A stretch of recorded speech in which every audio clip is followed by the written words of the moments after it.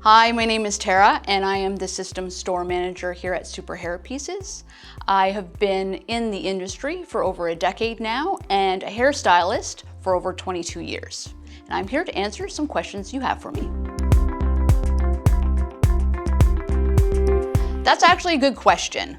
It really depends on what kind of base you're actually wearing. If you are wearing a hair system base like a mono base, an M104, M100, the base should be lasting you as long as your hair because they are the most durable base out there. However, if you have a skin base or a lace base, they are a little bit more delicate and you want to be very careful on how you actually treat the system. Number one, you want to make sure when you're washing the system, you are very delicate with the material as it can rip. You do not want to stretch the material when you are putting it on your actual head. We have actual really great stylists in-house that are actually professional at doing these services that could actually elongate the system itself. And that's all for today. If you have any additional questions, feel free to post them below and we will be sure to get back to you.